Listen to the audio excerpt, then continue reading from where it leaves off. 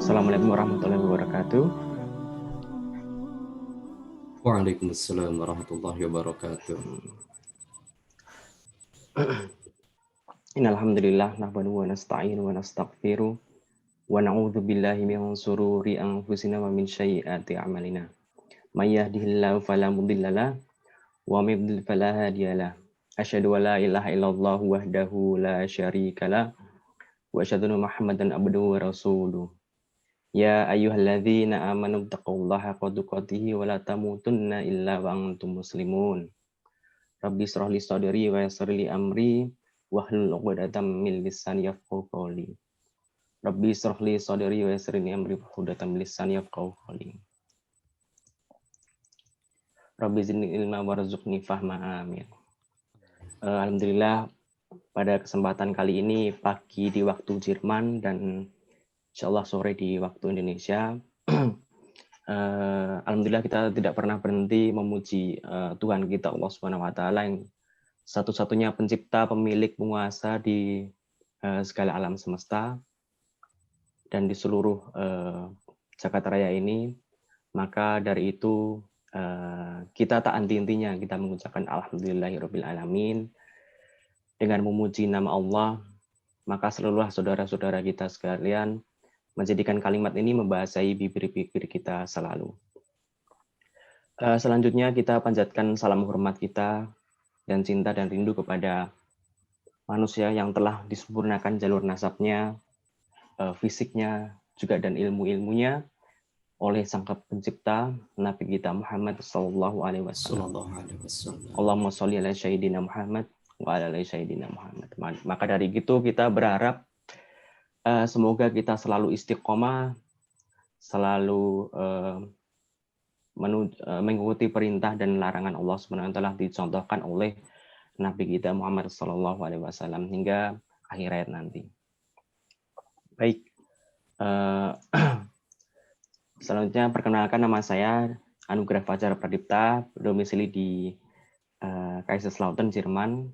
Di kesempatan kali ini saya sebagai moderator di acara webinar kajian Mikail. Insyaallah kajian-kajian seperti ini selalu diadakan rutin oleh Mikail di Kaiserslautern. Barangkali ini mungkin spesial ya, karena ketika ini musim-musim di mana kita sedang menghadapi pandemi, maka dari itu semua kajian insya Allah dilakukan secara online. Dan kita mengundang ustadz-ustadz dari Indonesia, pakar-pakar ilmu keislaman dari Indonesia, yang salah satunya yaitu pada kesempatan kali ini kita mendapatkan kebahagiaan mendatangkan Ustadz Dadan. Ya, sedikit saya mengenai peraturan untuk webinar kali ini akan saya share atau sudah saya share di link di chat ya, teman-teman bisa lihat, atau kalau belum saya bisa share lagi. Bisa dibaca di situ mengenai peraturan umum, tanya jawab dan foto bersama. Selanjutnya pada kesempatan kali ini kita juga mendapatkan sponsor. Biasanya kita kajian-kajian kita kajian umum, tapi kesempatan kali ini dan kemarin ketika mungkin barangkali teman-teman udah lihat juga mengikuti kajian serial kajian di minggu lalu juga kita mendapatkan beberapa sponsor, yaitu dari Filcil dan dari Libe HC. Ya istilahnya di sini UKM di beberapa UKM di Kaiserslautern ya. Jadi insya Allah nanti akan dijelaskan apa itu Filcil dan dijelaskan apa itu Libe HC. Nanti ada waktunya. Dan juga kesempatan kali ini mereka memberi dukungan, yaitu memberikan door prize ya. Insya Allah nanti saya sebutkan, saya share juga untuk mendapatkan door prize, yaitu nanti saya share di chat juga, saya bacakan di sini. Dengan memfollow akun Instagram Mikail Kaiserslautern, tertera di share screen, Libe HC dan Filcil. Yang kedua, komen dan like 3 postingan terakhir dari ketiga akun tersebut. Jadi teman-teman total like-nya komen dan like ya. 9 komen dan 9 like.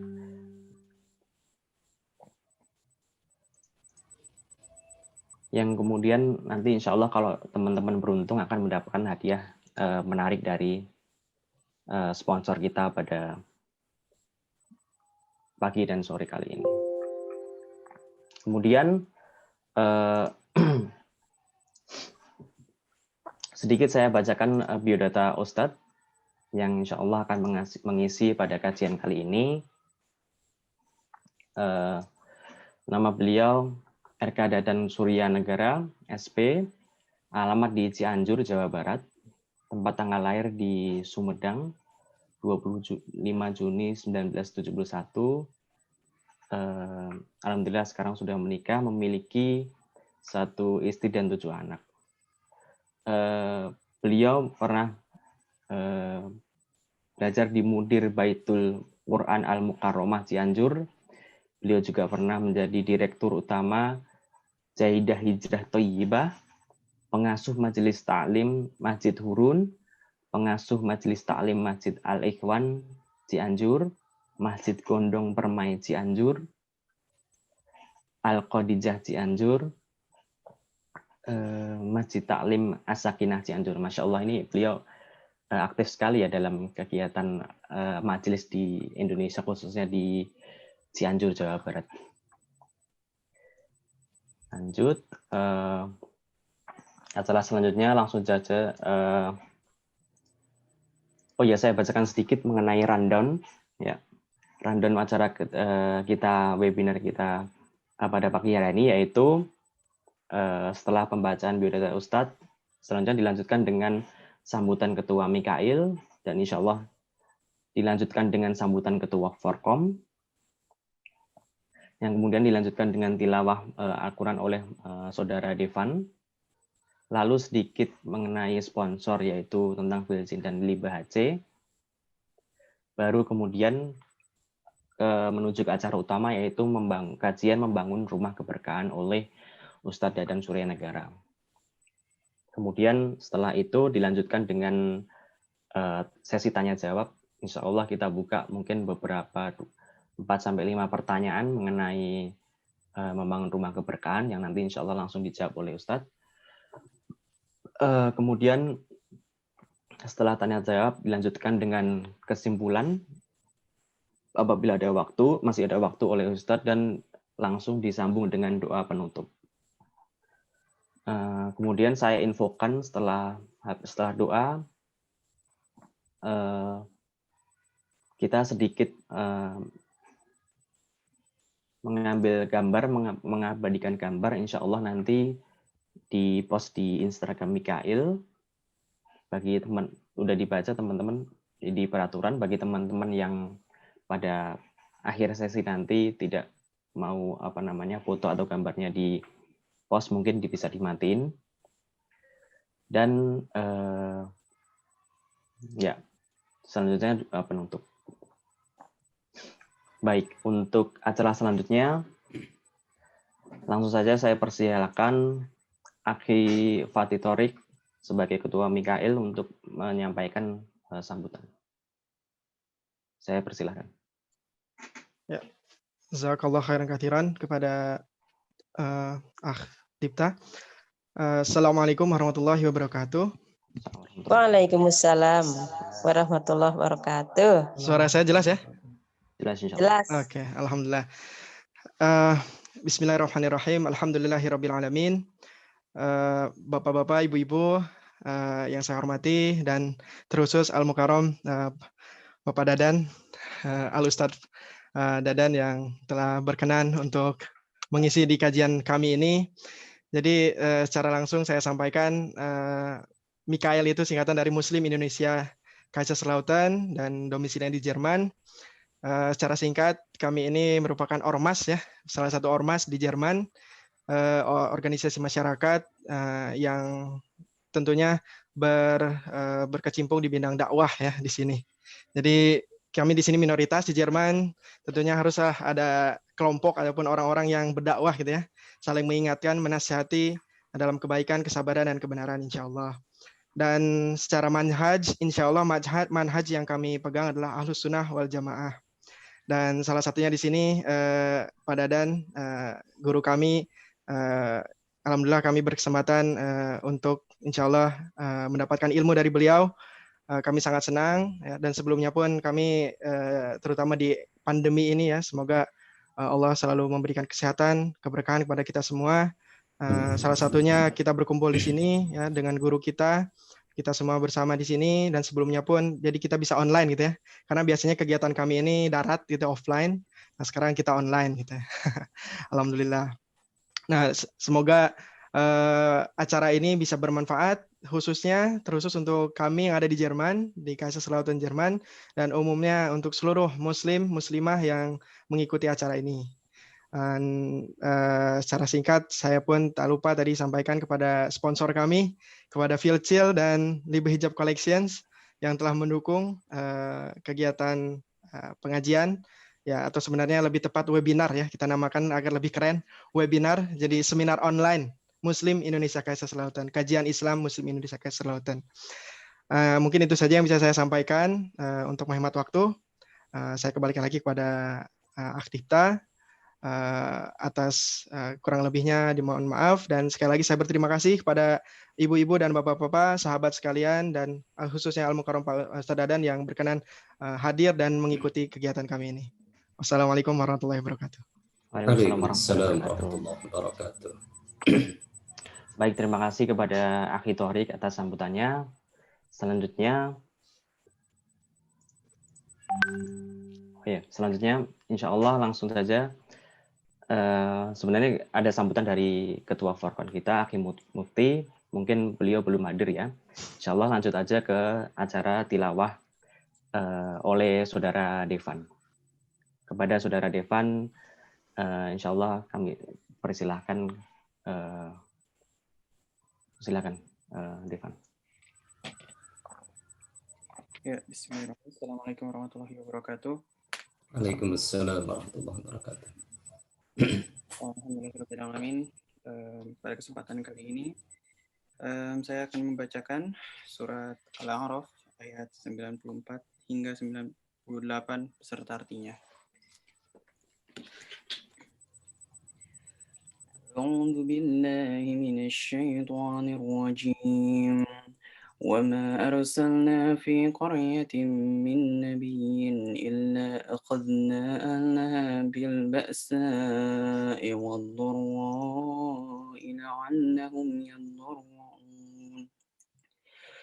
ثم بدلنا مكان السيئة الحسنة حتى عفوا وقالوا قد مس آباءنا الضراء والسراء فأخذناهم بغتة وهم لا يشعرون ولو أن أهل القرى آمنوا واتقوا لفتحنا عليهم بركات من السماء والأرض ولكن كذبوا فأخذناهم بما كانوا يكسبون أفأمن أهل القرى أن يأتيهم بأسنا بياتا وهم نائمون أو أمن أهل القرى أن يأتيهم بأسنا ضحى وهم يلعبون صدق الله العظيم. Aku berlindung kepada Allah dari godaan syaitan yang terkutuk. Dan kami tidak mengutus seorang nabi pun kepada sesuatu negeri, lalu penduduknya mendustakan nabi itu, melainkan kami timpakan kepada penduduknya kesempitan dan penderitaan agar mereka tunduk dengan merendahkan diri. Kemudian kami ganti penderitaan itu dengan kesenangan sehingga keturunan dan harta mereka bertambah banyak. Lalu mereka berkata, sungguh nenek moyang kami telah merasakan penderitaan dan kesenangan. Maka kami timpakan siksaan atas mereka dengan tiba-tiba tanpa mereka sadari. Dan sekiranya penduduk negeri beriman dan bertakwa, Pasti kami akan melimpahkan kepada mereka berkah dari langit dan bumi, tetapi ternyata mereka mendustakan ayat-ayat kami, maka kami siksa mereka sesuai apa yang telah mereka kerjakan. Maka apakah penduduk negeri itu merasa aman dari siksaan kami yang datang malam hari ketika mereka sedang tidur? Atau apakah penduduk negeri itu merasa aman dari siksaan kami yang datang pada pagi hari ketika mereka sedang bermain? Maha benar Allah dengan segala firman. Terima kasih. Assalamualaikum warahmatullahi wabarakatuh. Waalaikumsalam Waalaikumsalam warahmatullahi warahmatullahi wabarakatuh. wabarakatuh. Terima kasih kepada Saudara Devan telah membacakan lantunan ayat Al-Quran beserta artinya. Insya Allah Al-A'raf ini menjadi pengingat kita untuk selalu mawas diri, selalu sabar terhadap cobaan, meskipun cobaan itu tidak hanya mengenai kesulitan ya, mungkin kemudahan mungkin berupa harta, mungkin itu juga memberikan kita sebuah hal untuk kita tetap mawas diri. Insya Allah acara selanjutnya kita lanjutkan dengan tadi sudah saya bacakan mengenai sedikit info mengenai Filzil dan Liba HC. Tarik mau menyampaikan atau langsung saya share videonya? Langsung aja iklannya aja. Insya Allah langsung saya sampaikan iklannya.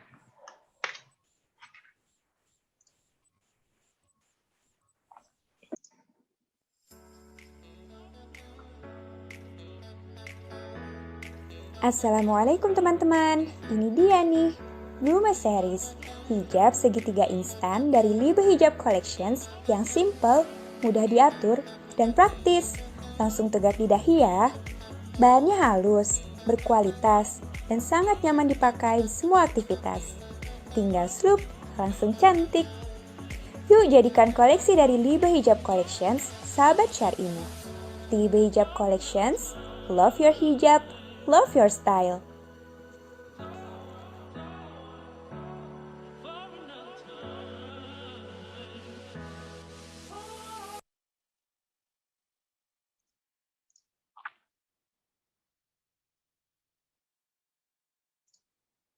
Baik, tadi sudah disampaikan sedikit iklan mengenai Liba Hijab. Dari Ilham mau menjelaskan tentang Filzil, silahkan. Ya, seperti yang kita tadi bilang, kami adalah UMKM yang ada di KAI Selatan yang bergerak di bidang makanan. Yang kita selama ini masih mempunyai menu yang berjualan sambal, terus ada dendeng dan ayam cabai hijau, seperti itulah. Sudah sih, apalagi ya? Sudah sih, tidak ada lagi. Oke, Masya Allah. Ya, berikut dari beberapa UKM di sini, Masya Allah kita telah mendapatkan 2 sponsor. Jadi istilahnya Mikael ini tidak hanya mensupport dari kegiatan dari bidang-bidang keislaman, kita juga mensupport teman-teman yang mungkin memulai UKM yang tidak hanya di Indo, bahkan bisa di Jerman, Masya Allah. Lanjut saja, Insya Allah kita lanjut ke kajian ke acara inti. Insya Allah kita langsung menuju ke kajian membangun rumah keberkahan oleh Ustadz Dadan Suryanegara. Kepada Al Ustadz kami persilakan. Boleh share screen juga.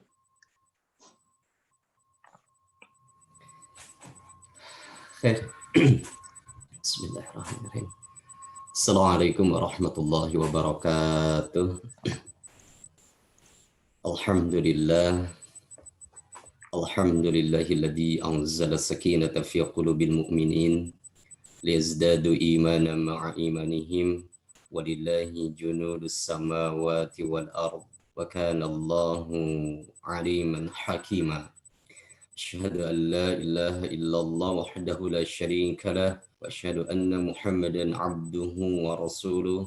Ayyuhal hadirun ittaqullaha haqqa tuqatih wa la tamutunna illa wa antum muslimun. Wa qala Allah ta'ala fil Qur'anil azim, a'udzu billahi minasy syaithanir rajim. walau anna ahlal qura amanu wattaqau lafatahna 'alaihim barakatim minas samai wal ard walakin kadzabu fa akhadnahum bima kanu yaksibun.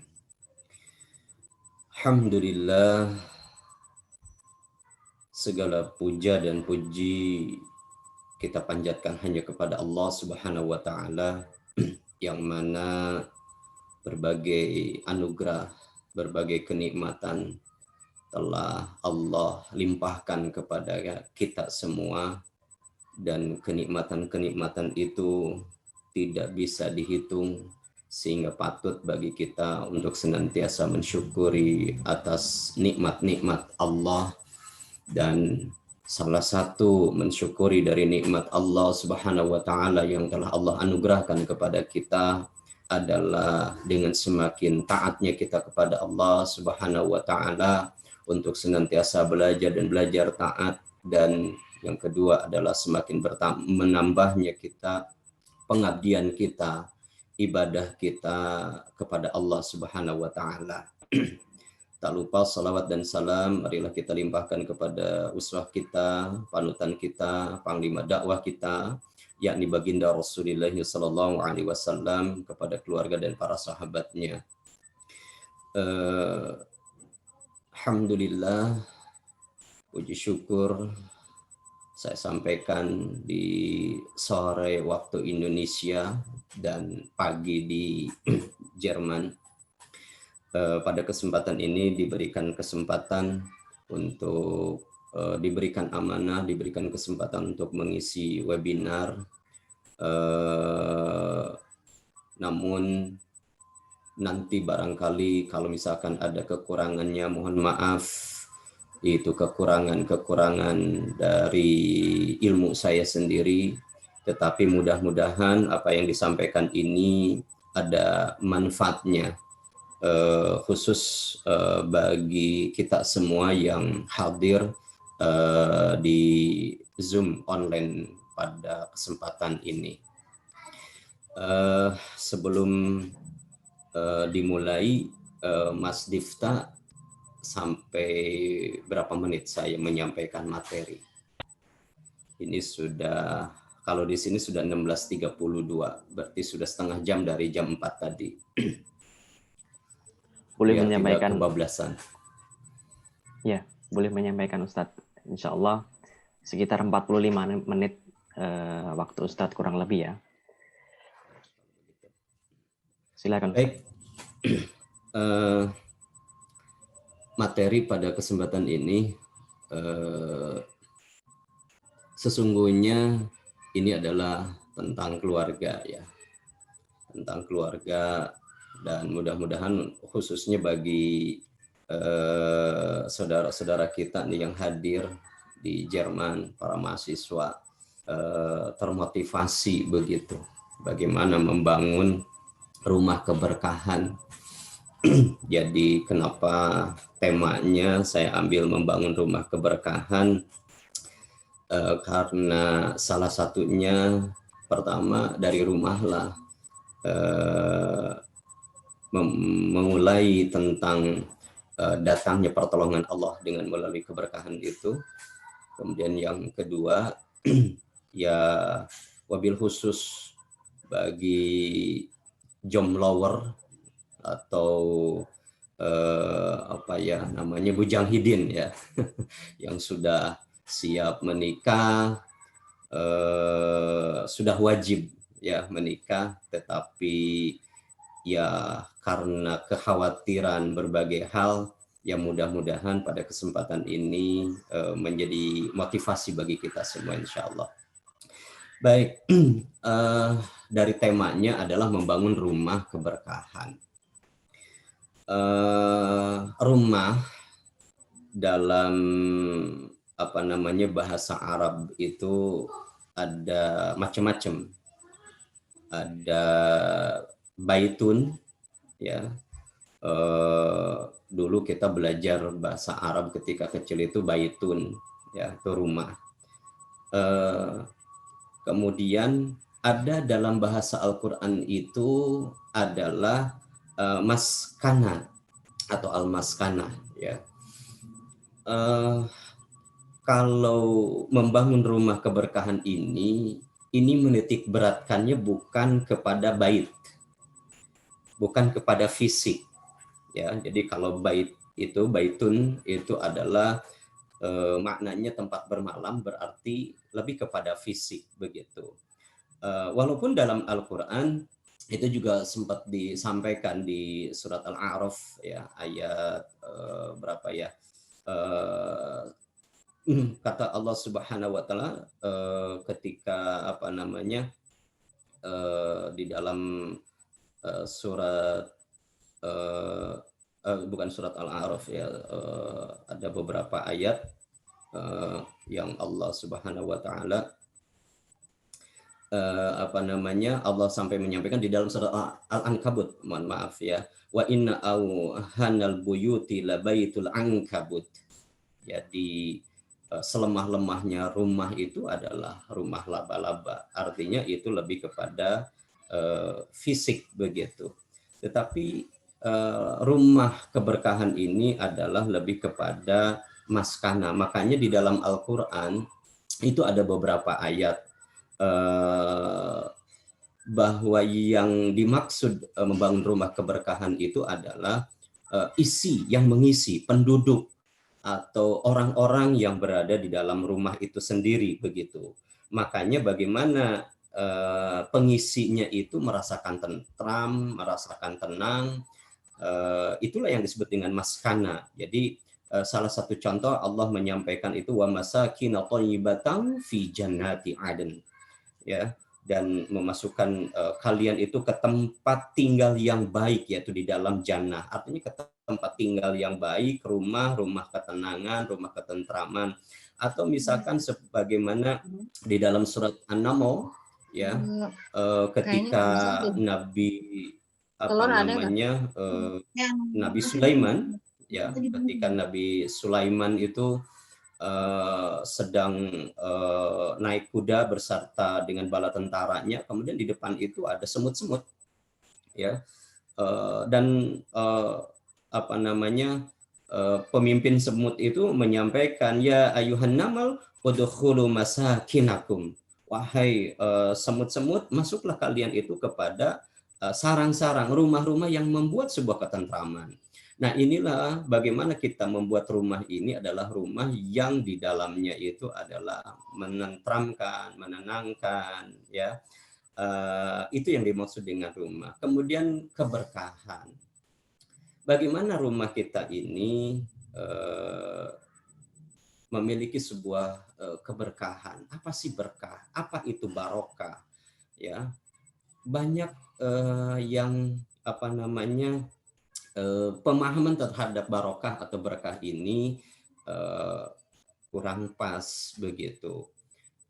Salah satu contoh, ya, nggak tahu nih kalau di tempat yang lain, banyak ibu-ibu majlis taklim misalkan datang kepada saya, Ustadz, minta berkahnya, gitu, ya.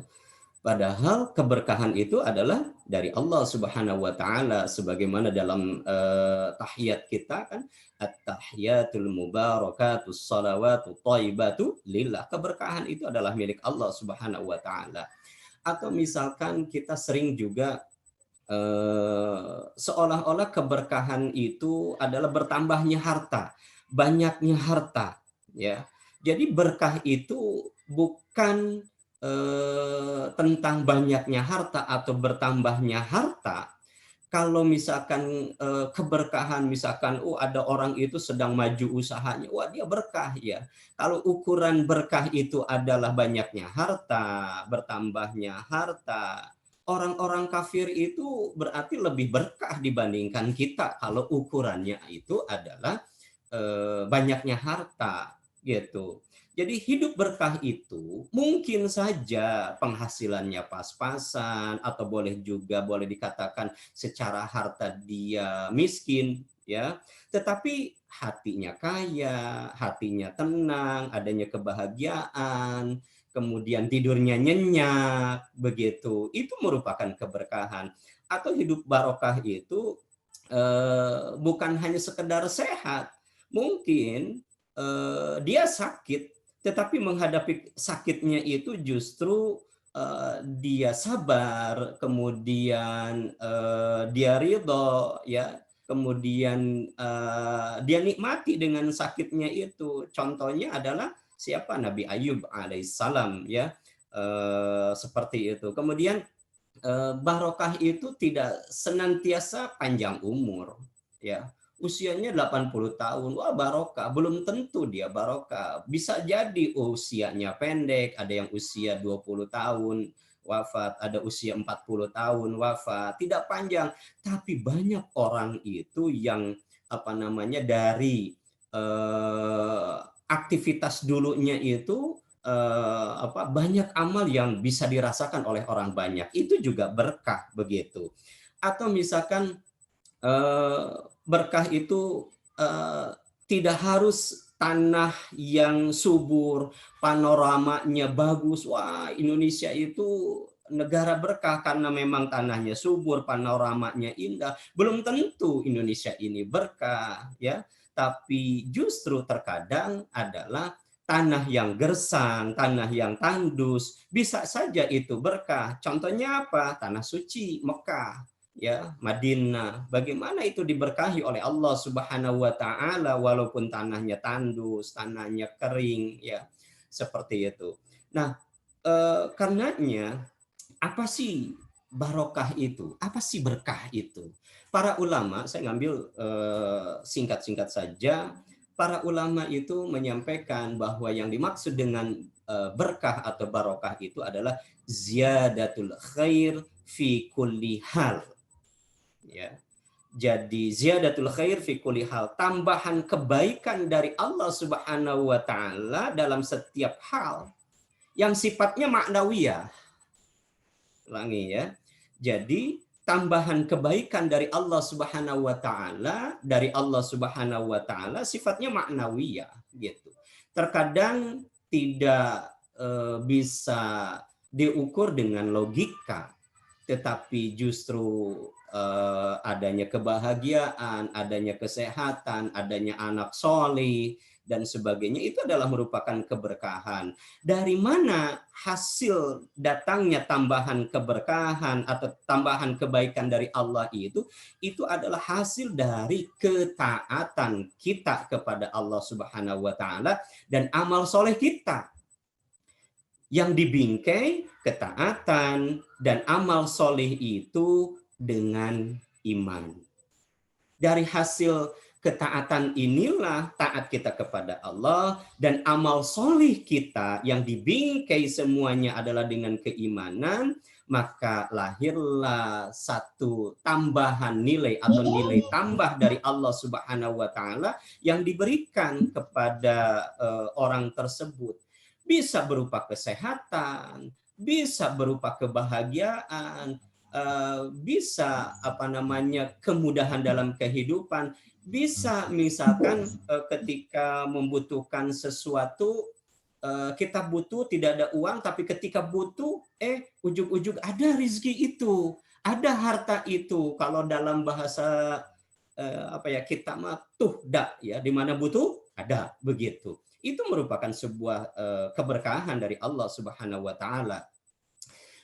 Salah satu contoh, saya ingin menyampaikan beberapa contoh.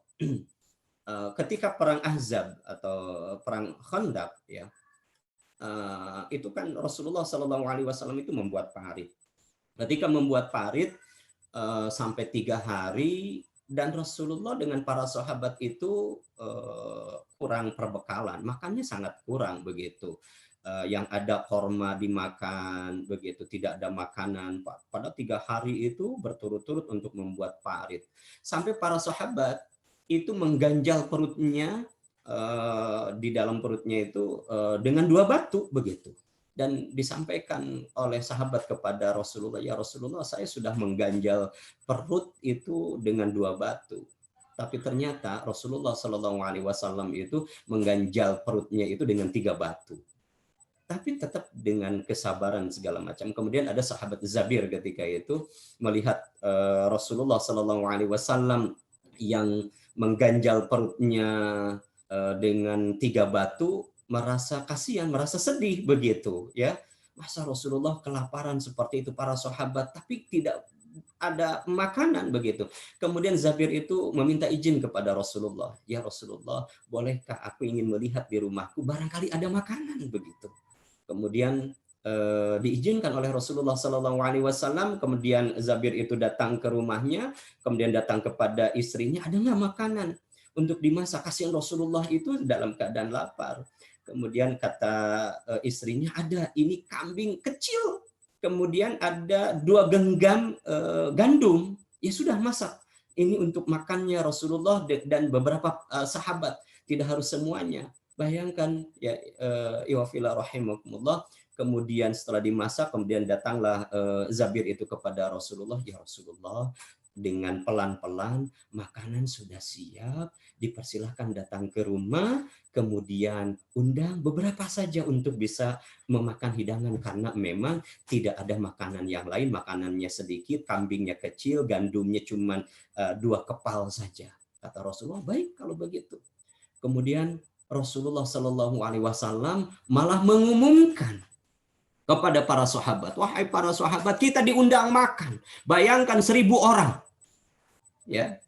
Dan para sahabat ketika itu berbondong-bondong, maka akhirnya Zabir ketika itu kaget gitu. Ya Rasulullah, kan makanannya sedikit. Apa kata Rasulullah SAW ketika itu? Tenang saja, tolong makanannya itu ditutup saja dulu.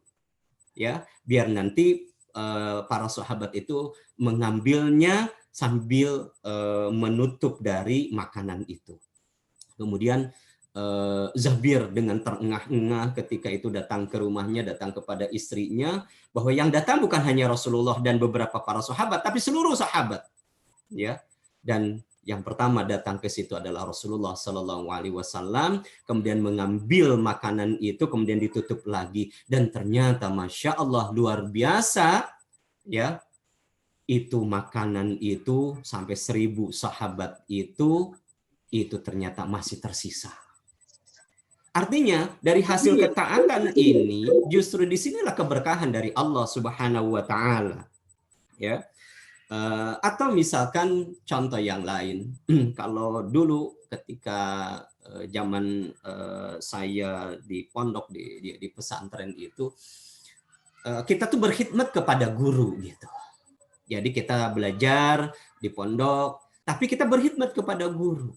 Dan ternyata rata-rata yang jadi ustadz, jadi kiai itu, dia bukan hanya yang belajar saja, ya, tetapi yang senantiasa dia berkhidmat kepada gurunya, itu yang jadi kiai. Kenapa? Disitulah ada nilai lebih, dia telah melakukan amal sholih, sehingga dicatat oleh Allah Subhanahu wa Ta'ala, dan disitulah diberikan kesuksesan. Dia menjadi seorang guru, dia menjadi seorang ustadz, jadi seorang kiai, ya. Itulah keberkahan dari Allah Subhanahu wa Ta'ala. Atau yang ketiga, saya ingin lebih lebih menukik lagi tentang keberkahan ini. Kita misalkan bekerja, sekaligus ingin meluruskan juga. Kita misalkan bekerja kita itu untuk mencari rizki atau menjemput rizki. Ini yang harus dipahamkan. Seharusnya bagi kita, orang yang beriman, karena bingkainya adalah orang yang beriman, keyakinan kita kepada Allah Subhanahu wa Ta'ala, bahwa kita bekerja itu pertama diperintahkan oleh Allah Subhanahu wa Ta'ala. Wa qul i'malu fasayarallahu amalakum. Bekerjalah kalian, nanti Allah yang akan menilai dari hasil pekerjaannya. Jadi kita ini disuruhnya itu adalah untuk bekerja. Adapun niat bekerjanya itu jangan mencari rizki. Tapi niat awal, nawaitu awalnya itu adalah dalam rangka mencari ridhonya Allah Subhanahu wa Ta'ala sebagai pengabdian kita kepada Allah untuk ibadah. Jadi kita bekerja itu adalah dalam rangka mencari ridho Allah Subhanahu wa Ta'ala. Pertanyaannya, kenapa bukan mencari rizki ketika bekerja? Karena rizki itu sudah dijamin. Nah, ini khusus untuk bujang hidin, jomlower, begitu ya. Jangan takut dengan rizki gitu. Kenapa? Karena rizki itu sudah dijamin oleh Allah Subhanahu wa taala. Di dalam surat Ar-Rum ayat 40 itu, Allahul ladzi khalaqakum tsumma razaqakum.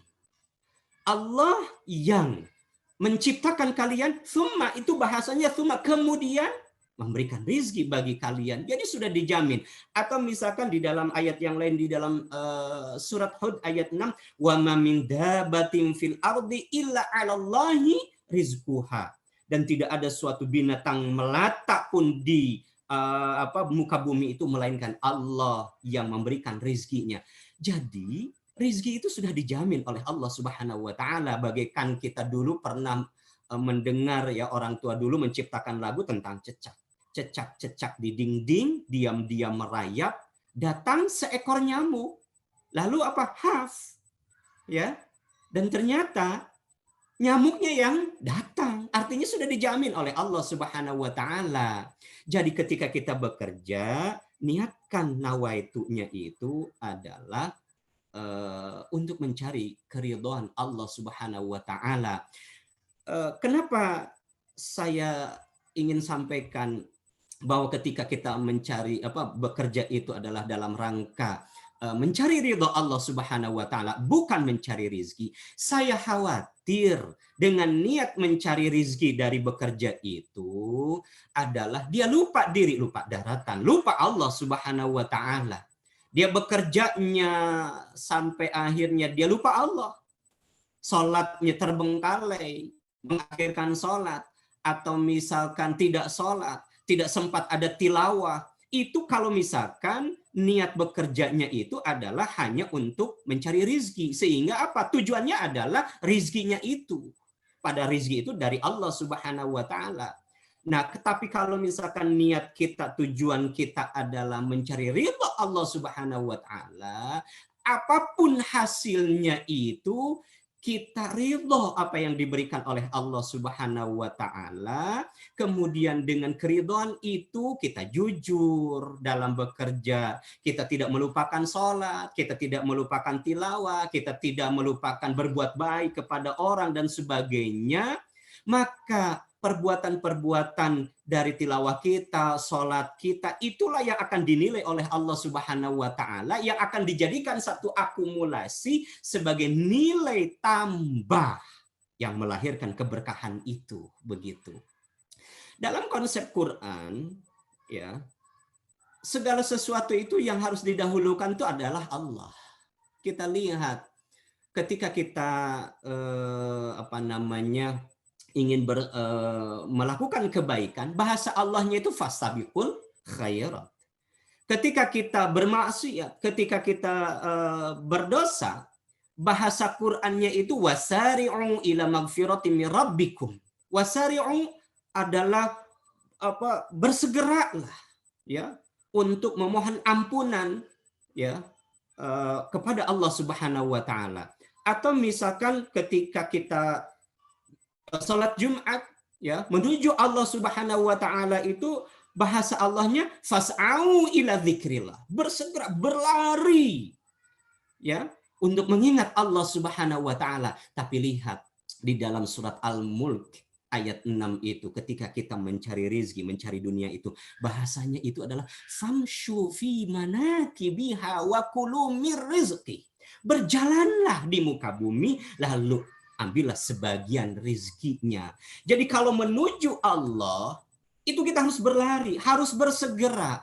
Tapi ketika kita mencari rizki, ya adalah dengan berjalan. Bukan berarti kita tidak boleh bersemangat untuk mencari rizki. Bukan itu maksudnya. Tapi jangan sampai melupakan Allah di dalam bekerja. Itu maksudnya. Dahulukan dulu Allah Subhanahu wa ta'ala. Kenapa kita dahulukan Allah? Karena rizki kita ini sudah dijamin oleh Allah Subhanahu wa ta'ala. Nah,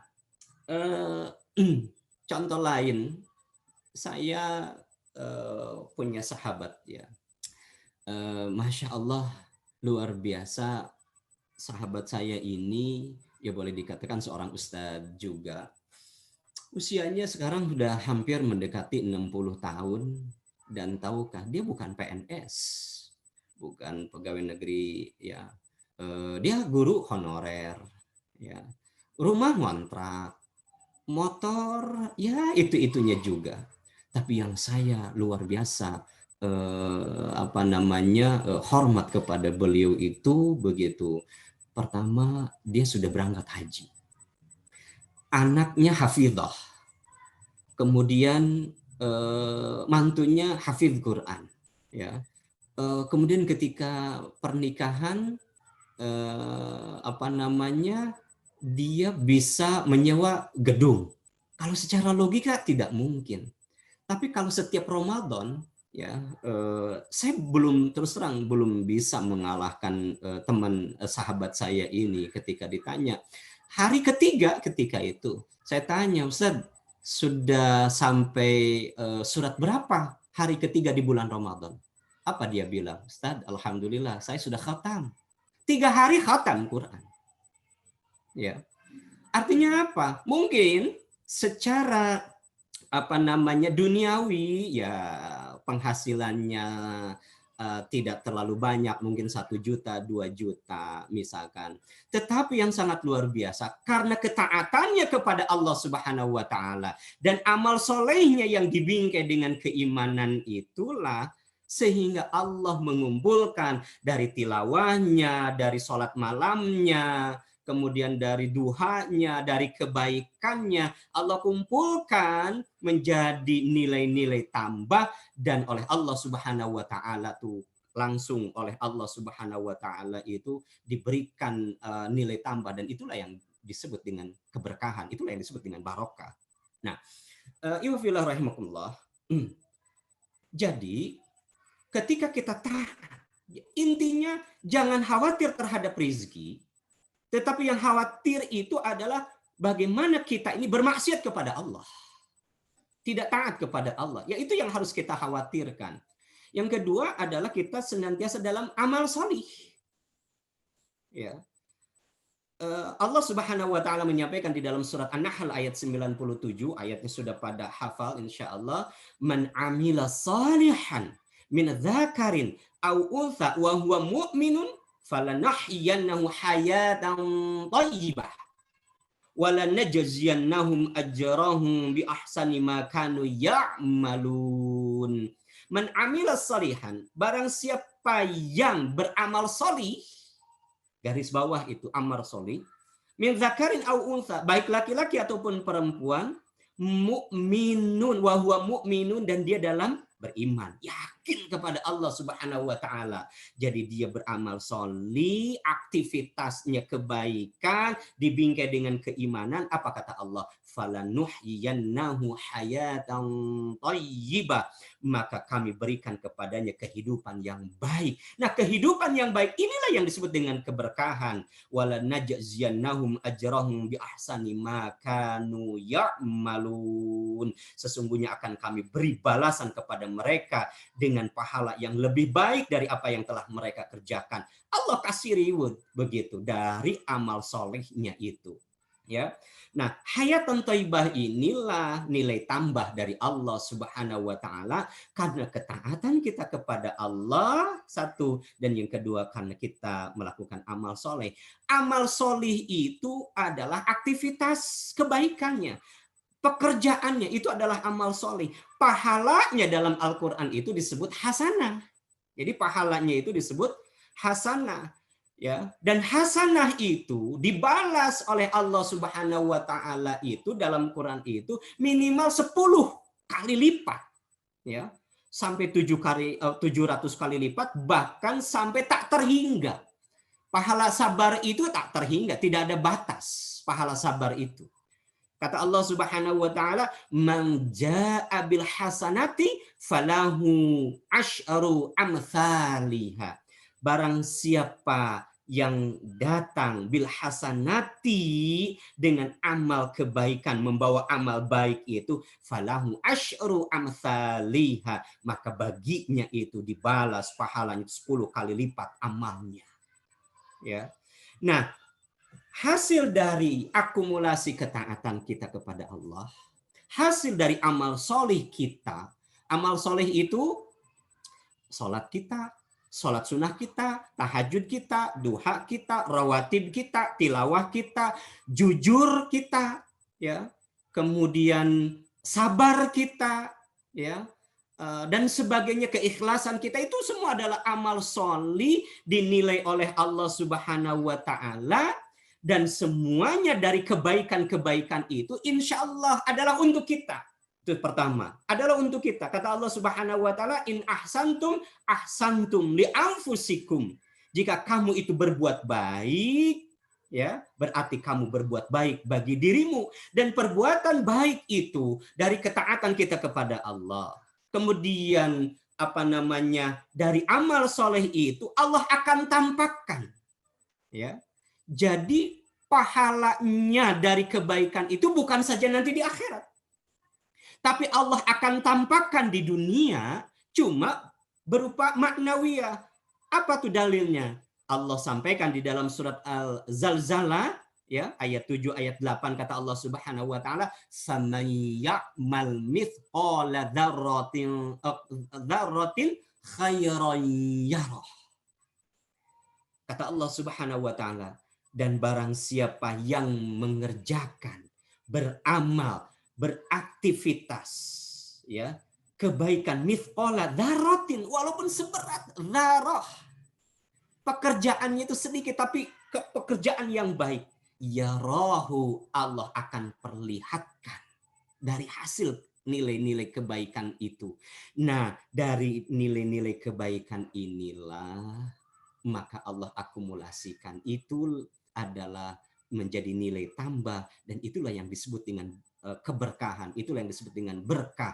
Ziyadatul khair fi kulli hal, nilai tambah, tambahan kebaikan dari Allah Subhanahu wa Ta'ala, ya, dalam segala hal, bisa berupa kesehatan, bisa berupa ketenangan, bisa berupa kesehatan, bisa berupa apa saja, dan termasuk juga kebutuhan kita Allah penuhi, ya, yang sifatnya abstrak, sifatnya maknawiyah itu karena hasil dari ketaatan dan hasil dari amal soleh kita.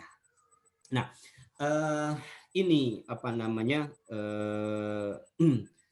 makna daripada keberkahan itu. Nah, kemudian saya langsung, siapa yang akan mendapatkan keberkahan itu, ya, rumah yang bagaimana? Kata Allah Subhanahu wa Ta'ala, tadi Qori sudah menyampaikan di dalam surat Al-A'raf, ya, ayat 96, kata Allah Subhanahu wa Ta'ala, walau anna ahlal qura amanu wattaqau lafatahna alaihim barakatim minas samai wal ard. Ya. Kata Allah Subhanahu wa Ta'ala, walau anna ahlal qura. Kalau walau itu dan seandainya, artinya kalau dilaksanakan pasti itu. Ya, lau itu pasti. Gitu. Ahlal qura, komunitas, penduduk, pengisi dari satu negara, penduduk dari satu kabupaten, kota, penduduk, ya, ahlu itu adalah dari satu rumah, ya.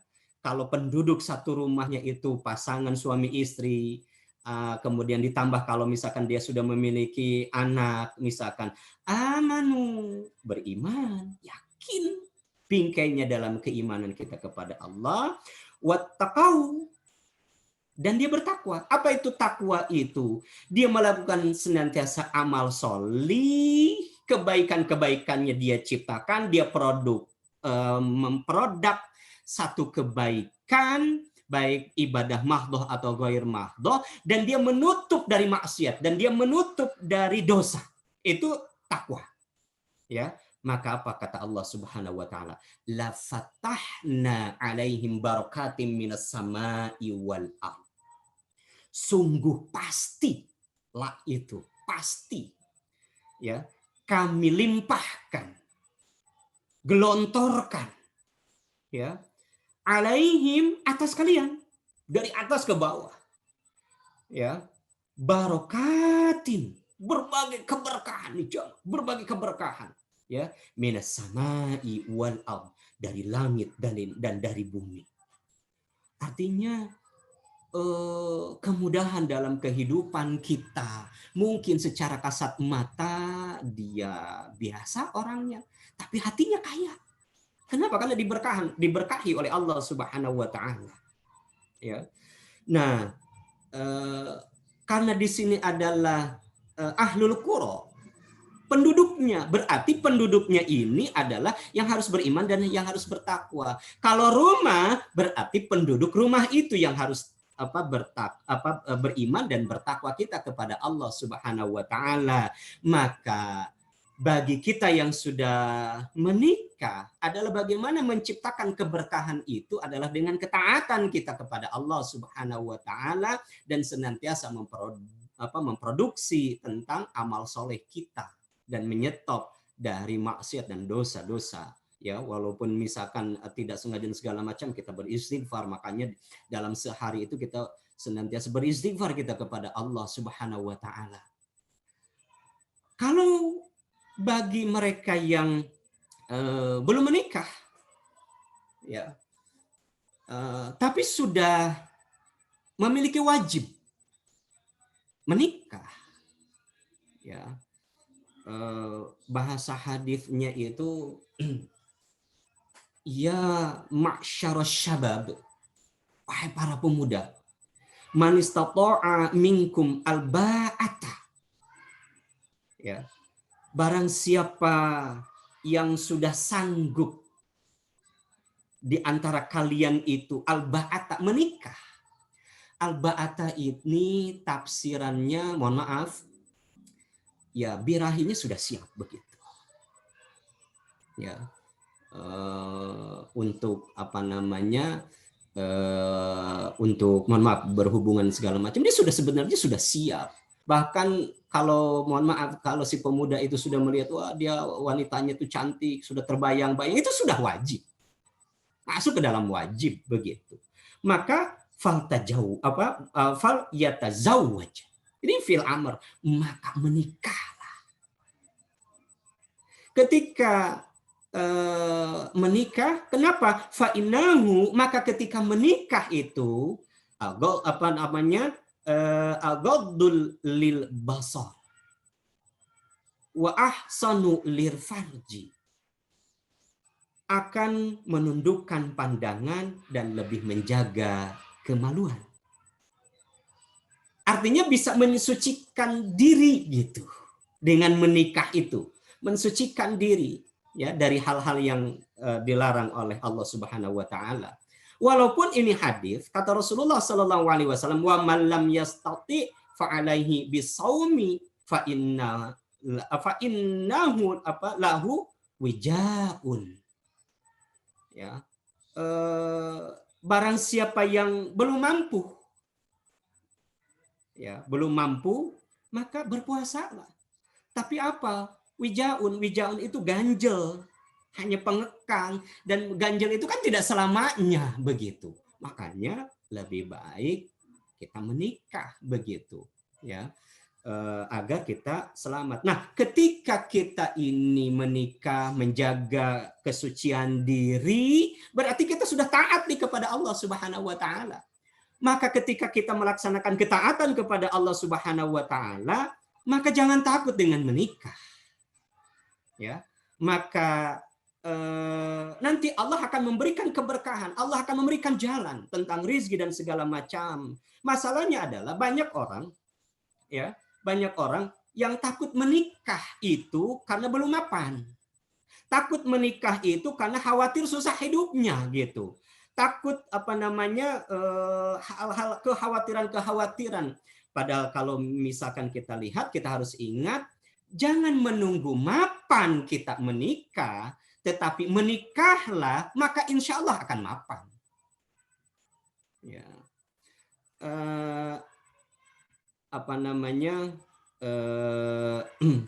Allah Subhanahu wa taala itu sudah menjanjikan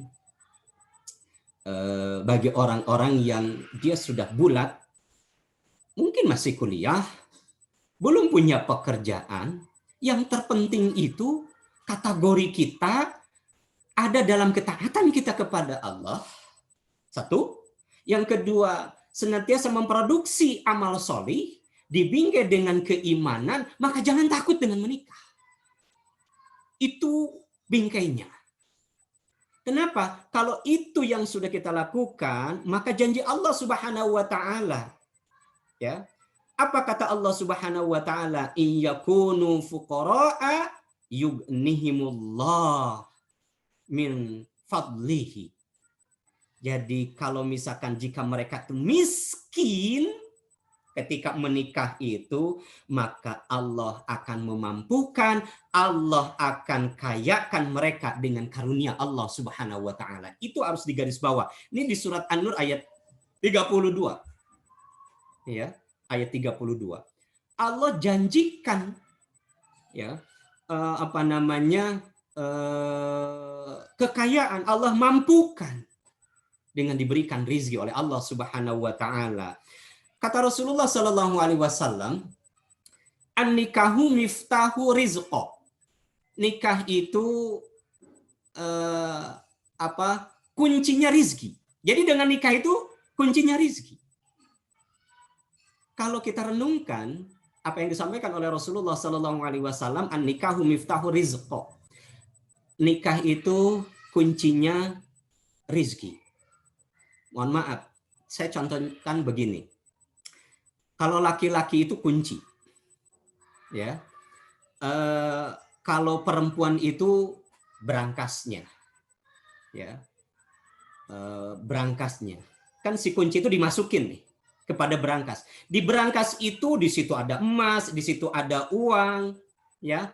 Maka kalau misalkan dibuka kuncinya itu oleh kuncinya yang sebenarnya, ya, oleh kuncinya, maka pasti berangkas itu akan terbuka, kemudian kita bisa mengambil harta yang ada di berangkas itu.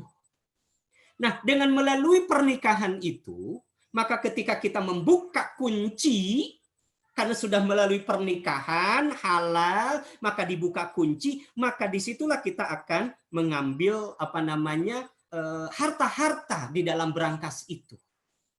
Termasuk di dalamnya itu anak. Anak itu adalah rizki. Dan jangan takut terhadap ketika kita memiliki anak. Itu sudah dijamin oleh Allah Subhanahu wa taala, ya, bagi mujahidin. Perhatikan di surat Al-Isra ayat 31. Kata Allah Subhanahu wa taala di pertengahan ayatnya itu, nahnu narzuquhum wa iyyakum. Nahnu narzuquhum. Kamilah yang akan memberikan rizki kepada mereka. Siapa mereka ini? Anak-anak. Wa iyyakum, dan kepada kamu orang tua. Jadi mungkin saja seolah-olah rizki kita orang tua itu karena ada anak. Ya, ini luar biasa Allah Subhanahu wa taala itu. Tapi apa yang disampaikan oleh Rasulullah Sallallahu Alaihi Wasallam, an-nikahu miftahu rizqo itu.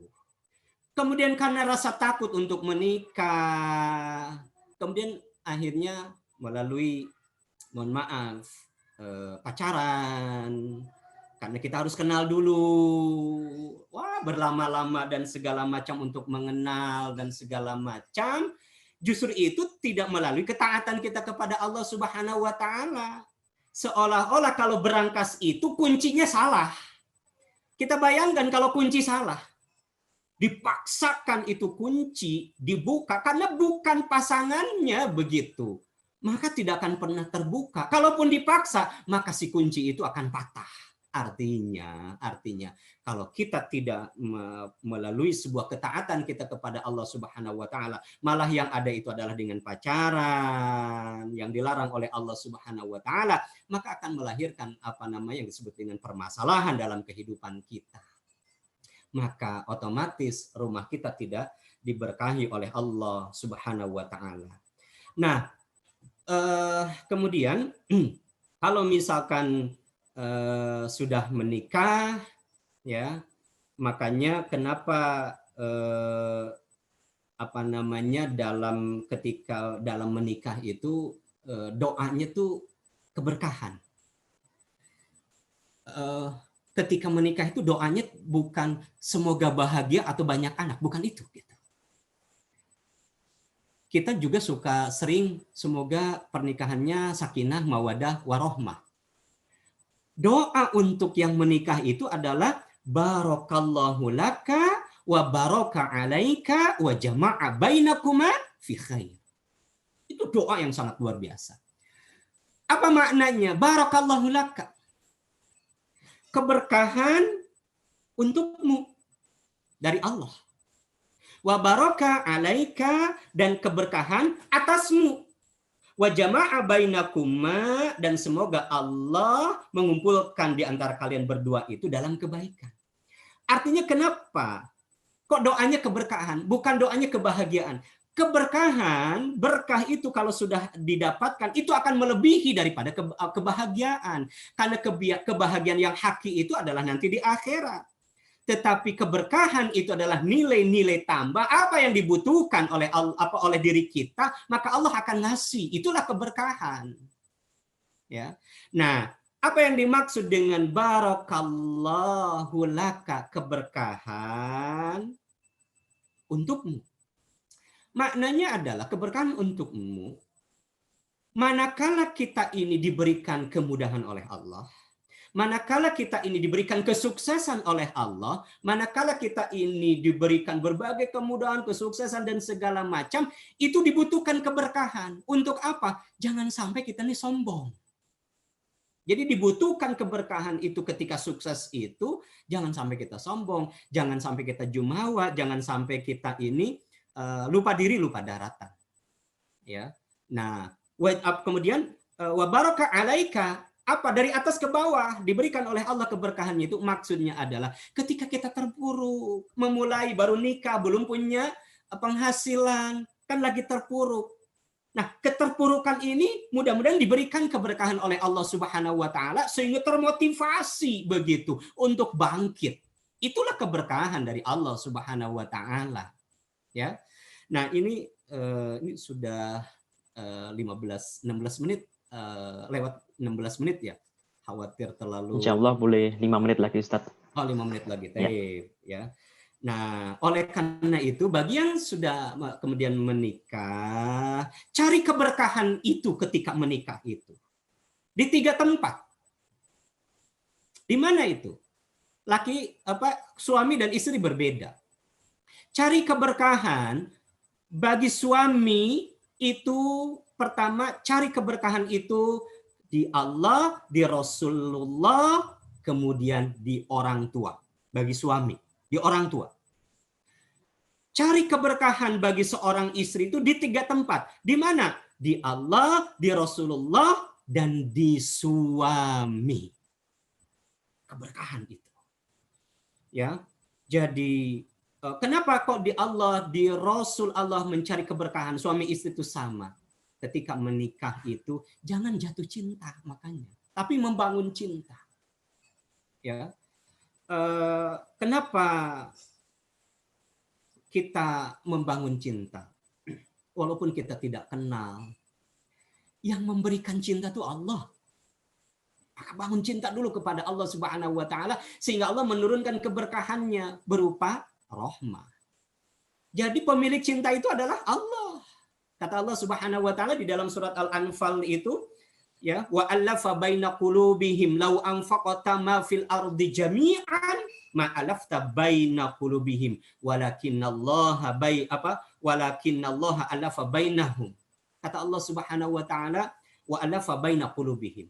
Dan dialah Allah yang mempersatukan hati mereka. Jadi yang mempersatukan hati itu adalah Allah. Lau anfaqta ma fil ardi jami'an, seandainya kalian itu menginfakkan seluruh harta di muka bumi itu semuanya jami'an, ma'alafta baina qulubihim, maka tidak bisa mempersatukan hati mereka. Walakinnallaha alafa bainahum, akan tetapi yang mempersatukan hati mereka itu Allah. Allah yang mempersatukan hati mereka itu. Jadi cari keberkahan itu adalah di Allah Subhanahu wa taala. Dan yang jangan lupa saya titipkan kepada orang-orang yang sudah menikah, khususnya bagi para suami. Dulu kita mungkin ketika kecil sampai sebelum menikah, ya, bagi para suami, bahwa sesungguhnya laki-laki itu sampai kapanpun walaupun sudah menikah itu milik orang tuanya. Milik orang tuanya, milik ibunya. Tapi bagi seorang istri, ketika sudah akad nikah dan dinyatakan sah oleh saksi, maka ketika itu istri itu adalah milik suaminya. Maka si suami karena dulu dari kecil itu senantiasa disayang, suka dimaklum oleh orang tua, mohon maaf wahai para suami, setelah nikah itu jangan senantiasa terus ingin dimaklumi oleh orang tua. Tetapi setelah menikah itu kita harus bisa memaklumi orang tua. Ya, jangan terus ingin dimaklumi oleh orang tua, tapi setelah menikah itu para suami harus memaklumi orang tua. Cari keberkahannya dalam sepekan, dalam sepekan berapa hari menghubungi orang tua. Apalagi nih yang di Jerman. Ya. Mungkin orang tua ini sedang rindu dan segala macam. Tetap orang tua kepada anaknya, walaupun anak itu sudah usia 50 tahun, ibu kita misalkan 80 tahun, tetap kita nih anak. Kerinduan orang tua itu tetap akan ada. Maka kontak orang tua dan segala macam, cari berkahnya di orang tua itu. Ya. Dan bagi para istri, cari keberkahan itu setelah dari Allah adalah kepada suami. Cari kedudukan hati suami itu. Dan harus diingat bahwa nanti anak-anak kita itu tergantung hati seorang istri yang mengandung ketika itu. Maka bagaimana kedudukan seorang istri di hati suami itu sehingga si suami bisa memberikan rasa sayang kepada istri, maka itu akan berpengaruh kepada janin-janin yang ada. Wallahu a'lam. Barangkali itu saja dulu Mas Difta ya, sebagai awal materi kita membangun rumah keberkahan. Wallahu a'lam. Assalamualaikum warahmatullahi wabarakatuh. Waalaikumsalam warahmatullahi wabarakatuh. Terima kasih Ustadz Dadan telah memberikan, Masya Allah nih kajian yang isinya hampir semuanya daging semua ya. Saya nyatet sampai 2 halaman nih, Masya Allah. Jadi langsung saja saya buka sesi tanya jawab bagi teman-teman Ikhwan yang ingin bertanya, langsung saja menyalakan mikrofon dan videonya dan langsung bertanya. Bagi akhwat boleh ditulis di kolom chat. Silakan teman-teman. Saya persilahkan.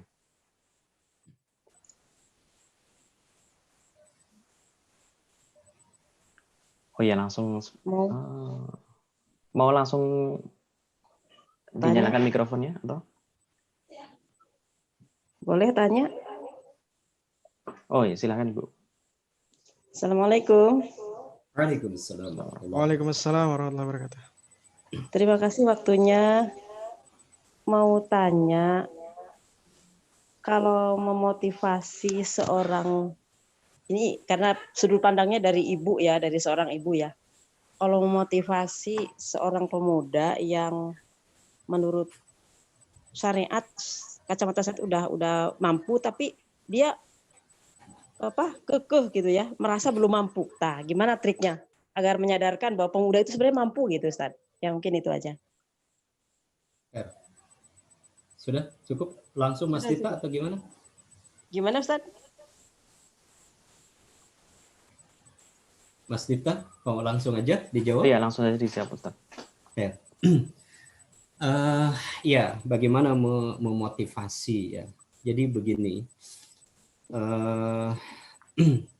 ya inilah kita harus pahamkan tentang pemuda untuk bagaimana kita, karena menikah itu adalah untuk membangun peradaban, yaitu salah satunya. Sampai Rasulullah SAW itu akan bangga begitu kepada umatnya yang banyak keturunannya itu nanti di akhirat itu, bangga begitu. untuk membangun peradaban kebangkitan Islam, itu satu ya. Yang kedua, justru dengan pernikahan itu adalah janji Allah itu adanya sakinah, ketenangan. Oleh karena itu, bagaimana memotivasi kepada rasa ragu terhadap pernikahan, merasa tidak mampu padahal dia sudah mampu, sudah wajib, maka pandangannya adalah motivasilah tentang Allahnya. Tujuan pernikahan itu adalah yang harus diutamakan itu adalah pandangan Allah Subhanahu wa Ta'ala. Jangan pandangan logika, karena keberkahan itu memang di luar logika. Apa namanya, maknawiyah sifatnya itu. Ya, maka motivasi justru kalau misalkan sekarang sedang, apalagi misalkan sedang kuliah gitu kan, banyak masalah dan segala macam, coba menikah begitu. Kalau memang sudah cukup begitu untuk mampu ya al-ba'ata itu, maka menikah, maka di situ akan ada solusi begitu dengan diberikan ketenangan. Cuma tadi itu belajarlah dari mulai sekarang ini adalah dengan ketaatan dan amal solehnya itu. Karena keberkahan itu akan lahir, nilai-nilai tambah itu manakala Allah akan turunkan itu adalah dengan ketaatan kita kepada Allah Subhanahu wa Ta'ala dan amal soleh kita. Maka kalau misalkan kita sudah ada dalam ketaatan kita kepada Allah dan amal soleh kita, maka jangan takut dengan menikah. Motivasi itu saja ya. Nanti Allah yang akan memberikan rizki-rizkinya. Dan termasuk ya min haitsu la yahtasib, itulah rizki-rizki yang tidak disangka itu adalah keberkahan dari Allah Subhanahu wa Ta'ala. Wallahu a'lam. Ya. Masya Allah, semoga menjawab pertanyaan dari Ibu ya, Mubarak. Lanjut dari pertanyaan dari chat, saya bacakan Ustadz. Saya mau bertanya, apakah keberkahan akan selalu beriringan dengan perbuatan baik? Misalnya ada seseorang yang jauh dari agama, tetapi hidupnya tercukupi dari segi materi. Hasil materi yang didapat orang itu termasuk berkah atau tidak? Silakan langsung dijawab, Ustaz. Begini, orang yang berkecukupan, ya. Tadi pertanyaannya apa? Gimana? Diulang tadi yang awalnya. Apakah keberkahan akan selalu beriringan dengan perbuatan baik? Disambung juga. Apakah keberkahan? Ya. Terus? Disambung juga dan hasil materi yang didapat orang tersebut termasuk berkah atau tidak gitu. Jazakallah pertanyaannya. Begini, harta itu bertambah harta itu belum tentu itu keberkahan.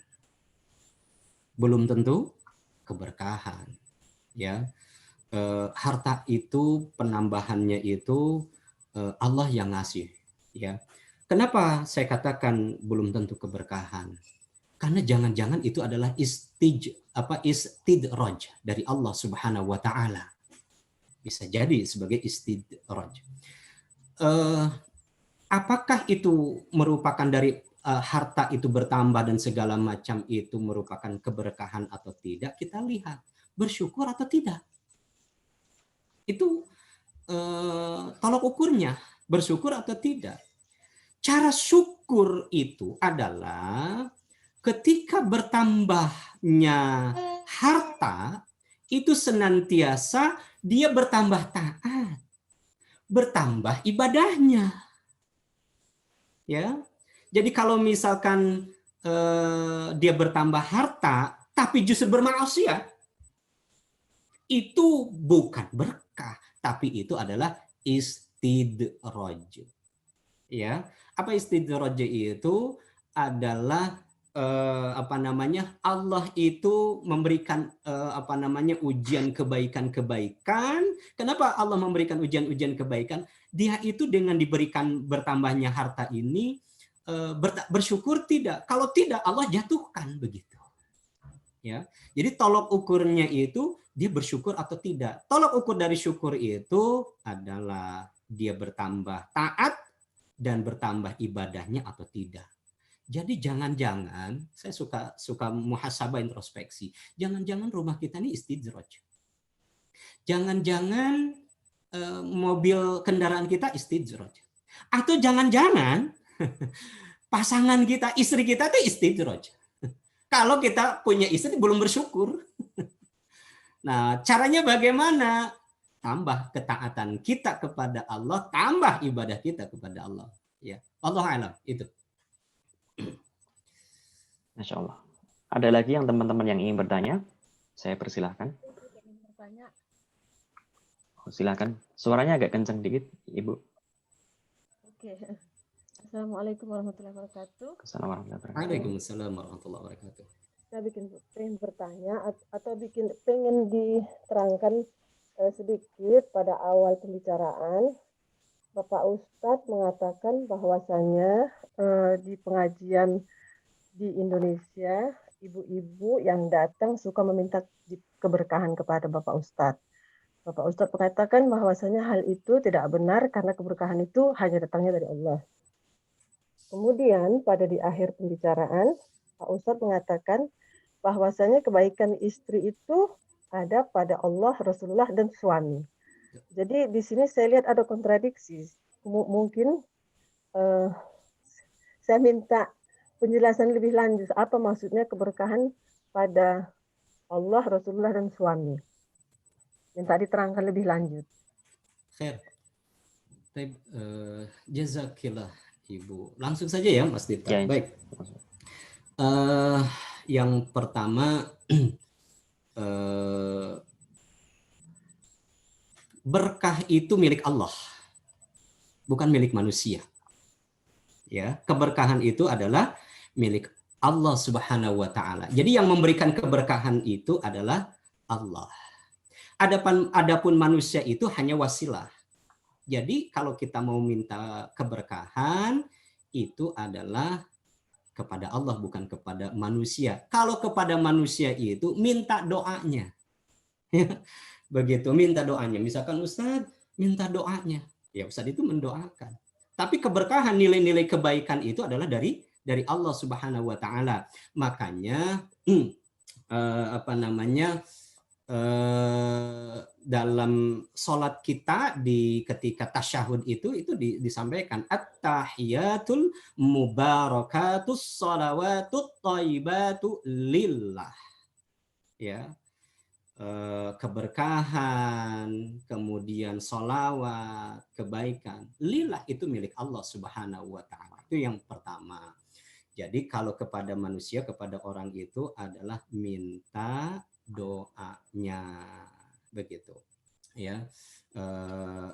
Kalau keberkahan itu adalah dari Allah. Kemudian yang kedua, tadi nilai kebaikan seorang istri itu ada di suami. Saya belum paham kontradiksinya di mana, begitu. Jadi begini ya, ketika menikah ya, suami menikah itu kan ada akad nikah. Akad nikah itu dalam Al-Qur'an itu disebut dengan mitsaqan ghalidha, perjanjian yang agung. Dalam Al-Qur'an itu mitsaqan ghalidha itu hanya di 3 waktu. Adalah mitsaqan ghalidha, perjanjian yang agung itu adalah perjanjian Allah dengan Bani Israel. Bayangkan, perjanjian Allah langsung dengan Bani Israel. Yang kedua adalah perjanjian Allah dengan para nabi dan para rasul. Dan yang ketiga, mitsaqan ghalidha itu adalah perjanjian antara Allah dengan suami ketika akad nikah. Maksudnya, ketika anak perempuan dari lahir sampai akad nikah, masuk surga, masuk nerakanya itu anak perempuan itu tanggung jawab yang jadi ayah. Tapi setelah akad nikah dan dinyatakan sah oleh saksi itu, si suami itu sesungguhnya ketika akad nikah itu bersalaman dengan mertua atau calon mertua ketika itu. Tapi sesungguhnya dia melakukan janji setia dengan Allah Subhanahu wa taala, seolah-olah melimpahkan tanggung jawab itu. Sekarang saatnya anakku adalah milikmu, masuk surga, masuk nerakanya seorang istri itu adalah tanggung jawab suami. Kenapa sampai di dalam ayat ya ayyuhalladzina amanu qu anfusakum wa ahlikum nara, itu adalah ditujukan kepada laki-laki, ya. Wahai orang-orang yang beriman, jagalah dirimu kepada laki-laki dan keluargamu dari api neraka. Artinya apa? Bahwa apa yang dilakukan oleh seorang istri, ya, yang pertama nanti di akhirat itu yang akan ditanya, dihisab pertama itu adalah suami. Nah, oleh karena itu, bagaimanapun ya dalam kacamata Islam itu justru seorang istri itu harus ridhonya itu setelah Allah itu adalah suami. Jalan sorganya seorang istri itu ada di suami. Maka kalau misalkan mohon maaf istri itu wafat, kemudian kata suaminya menyampaikan kepada Allah, ya Allah, saya ridho istri saya ini, dia orang baik, maka itu tercatat sebagai ahli surga. Luar biasa. Wallahu a'lam. Barangkali seperti itu ya. Jadi kebaikannya itu ada di suami itu. Kenapa? Karena segala sesuatu itu, tanggung jawab itu ada di suami. Nah, adapun saya tambahkan sedikit. Suaminya cuek. Suaminya tidak tanggung jawab. Itu bukan urusan tugas kita. Ya, walaupun dinasehati ya tetap oleh seorang istri. Tugas kita taat saja kepada suami selama suami itu taat kepada Allah Subhanahu wa taala. Ya. Kita lihat, ambil contoh di dalam surat sebelum surat Al-Mulk ya.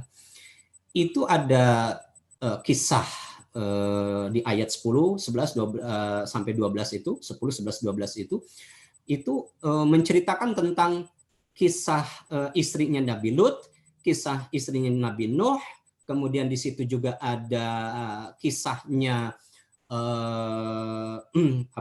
Asyah. Asyah itu istri Fir'aun dan Maryam. Ya, Maryam. Begitu. Sampai kata Rasulullah Shallallahu alaihi wasallam, wanita terhebat di muka bumi itu ada 4. Kata Rasulullah. Yang pertama Khadijah, yang kedua Fatimah, yang ketiga adalah Asyah, istri Fir'aun, dan yang keempat adalah Maryam. Tapi dari 4 itu, 2 kata Rasulullah yang terhebat. Siapa? Bukan Fatimah, bukan Khadijah, mohon maaf, Khadijah, Fatimah, ya. Nah, bukan Khadijah, bukan Fatimah, tapi siapa? Adalah Asyah dan Maryam. Kenapa mereka hebat? Kalau Khadijah wajar dia hebat, kenapa? Karena istri Nabi. Kalau Fatimah dia hebat, wajar, ayahnya Nabi, suaminya sahabat.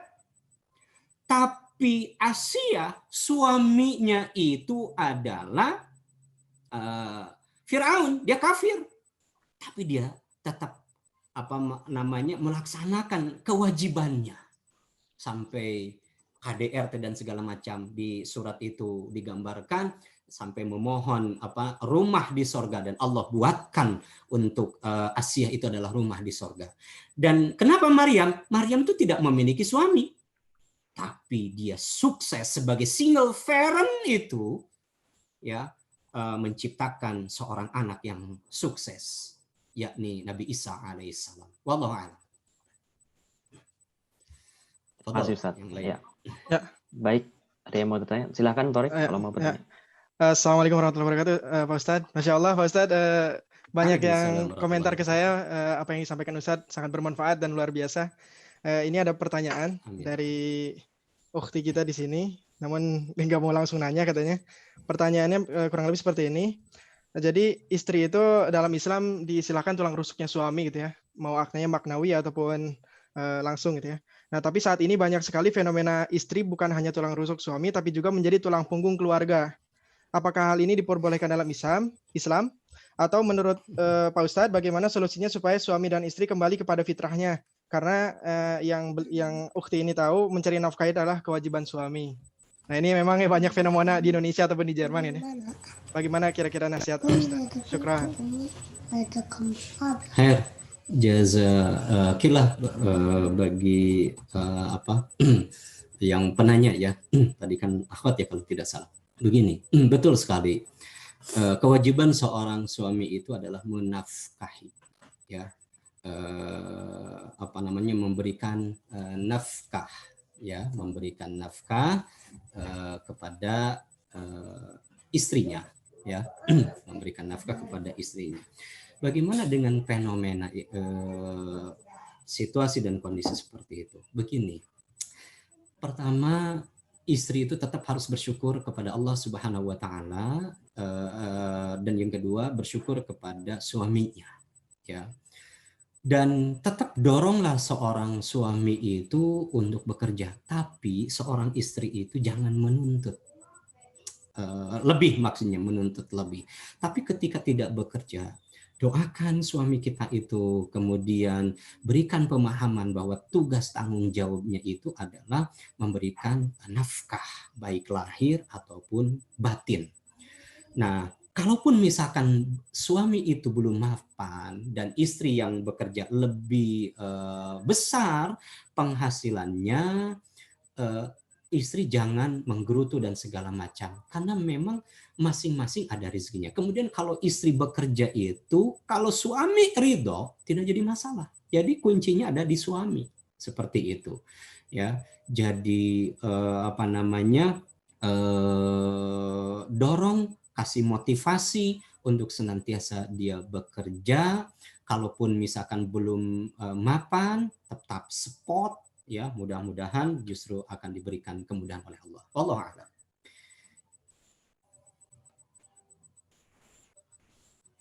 Cukup? Syukran, Pak Ustadz. Insyaallah. Ya, baik, mungkin itu adalah pertanyaan terakhir di sesi tanya jawab kita kali ini. Insya Allah teman-teman jelas mendengarkan suara saya. Ya, saya ulangi. Itu adalah mungkin pertanyaan terakhir di sesi tanya jawab kali ini. Sebelum kita lanjutkan ke sesi berikutnya, insya Allah sedikit sambutan dari Ketua Forkom yang ingin menjelaskan tentang Forkom langsung saja kepada Saudara Mufti. Akhi Mufti, saya persilahkan.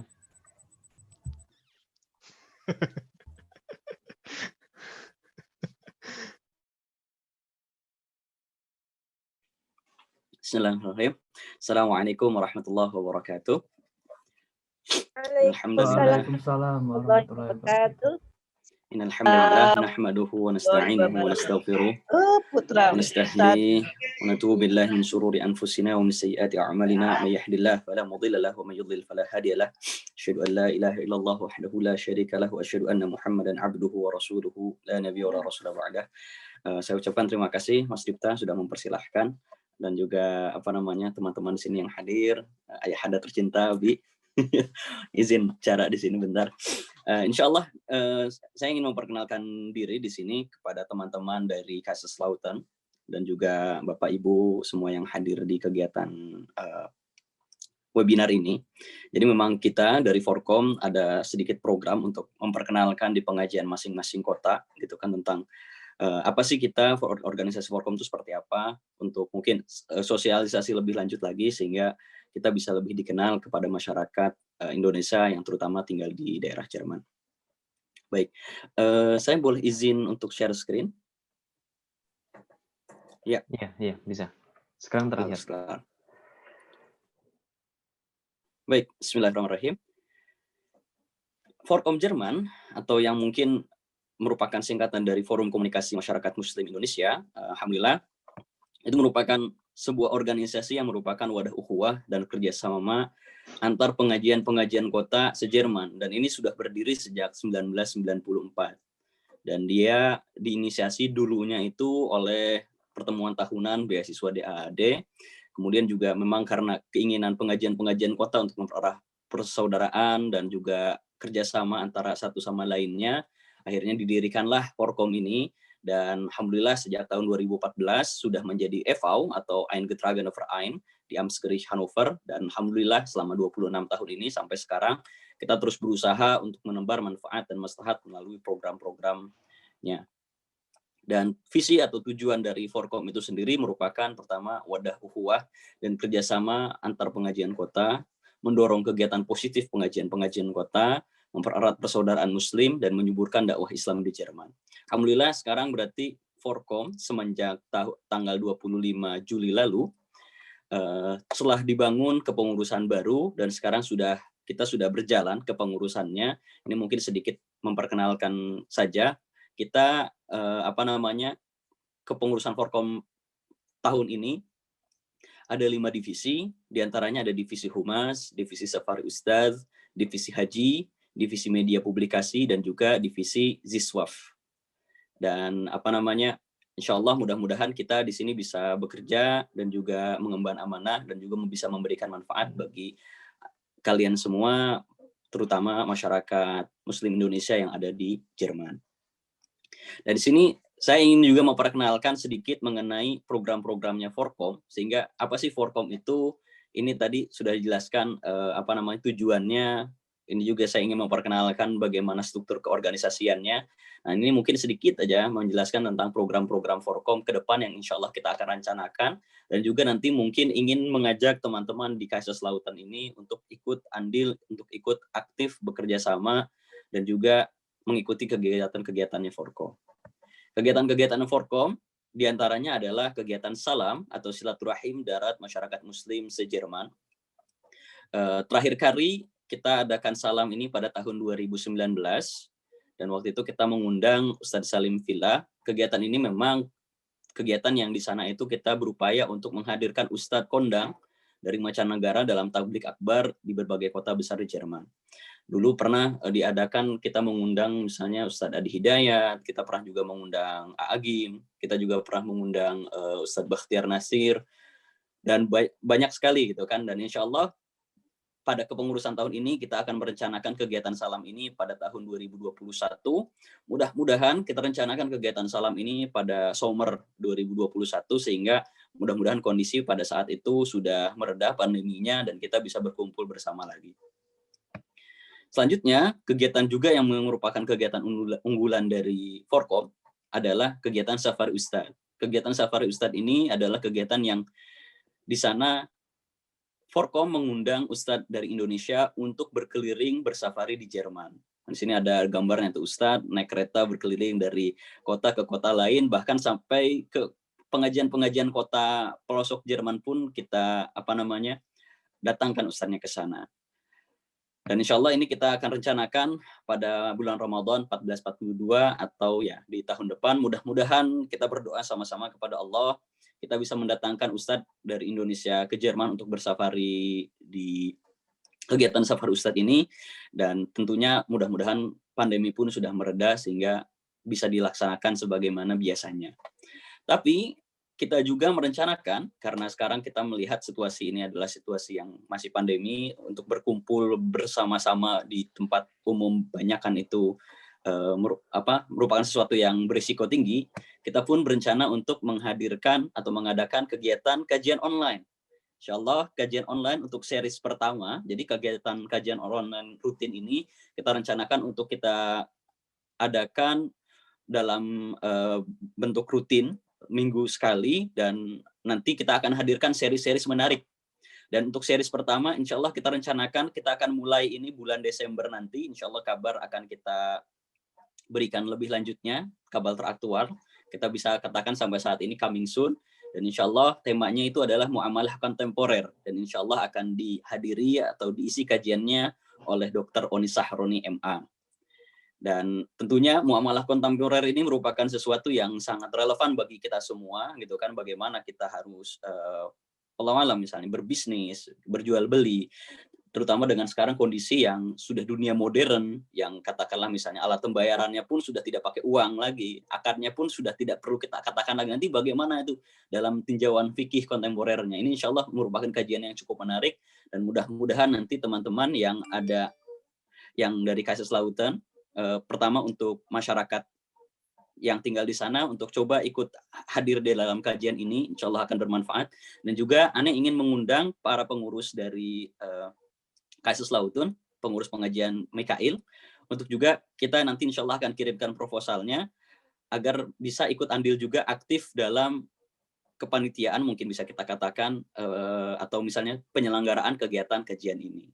Ini mungkin ingin Ane sampaikan di saat ini juga. Dan ini pun merupakan salah satu program dari tim Safari Ustadz. Selanjutnya, salah satu program Forkom yang insya Allah kita akan rencanakan adalah program SIDIK. SIDIK itu merupakan singkatan dari Studi Islam dan Dialog Kemahasiswaan.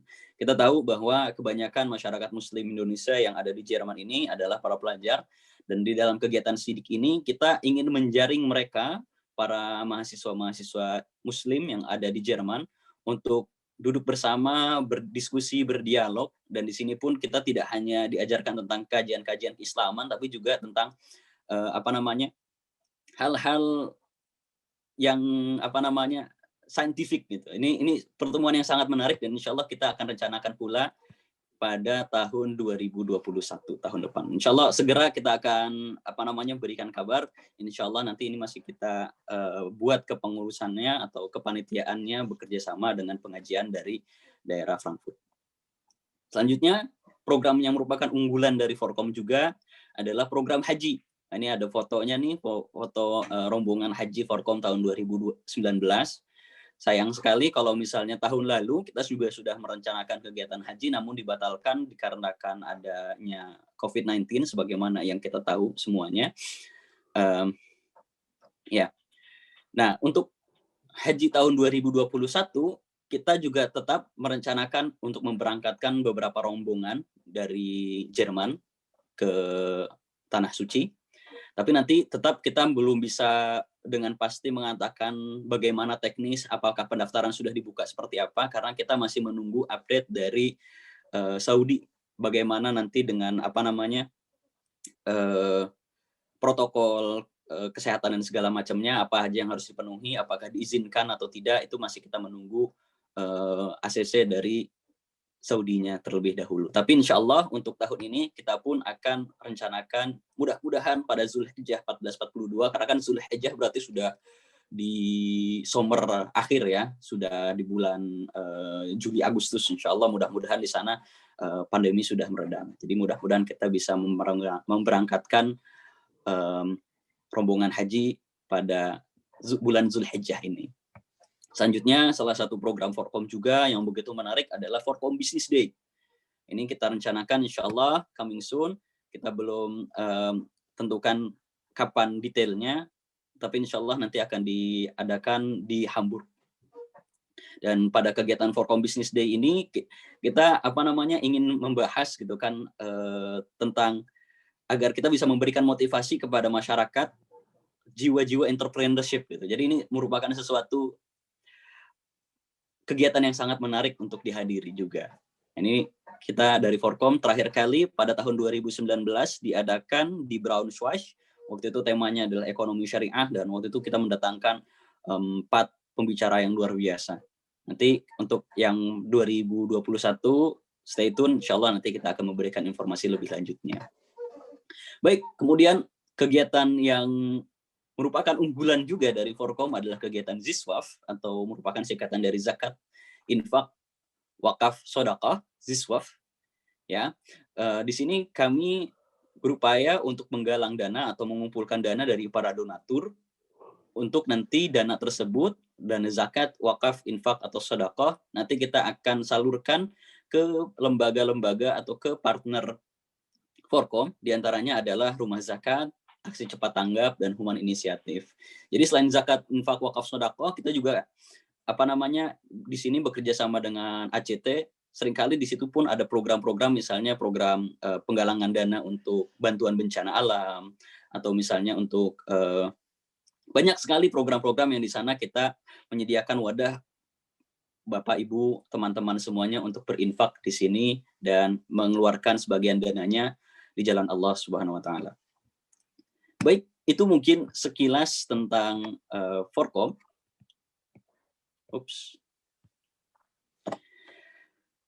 Saya ucapkan terima kasih sekali lagi kepada panitia dari Mikail, terutama Mas Dipta yang sudah mempersilahkan untuk memberikan waktunya sehingga saya bisa memperkenalkan Forkom secara singkat kepada masyarakat Kaiserslautern, terutama di sini. Kalau misalnya ada pertanyaan, bisa di email kepada info@forkomjerman.org, atau ada grup FB-nya Forkom Jerman, atau misalnya bisa dikontak langsung ke saya pribadi. Sayang sekali website Forkom pada saat ini masih dalam maintenance. Insya Allah nanti kita akan update lebih lanjut lagi. Bisa diketik di forkom-jerman.org.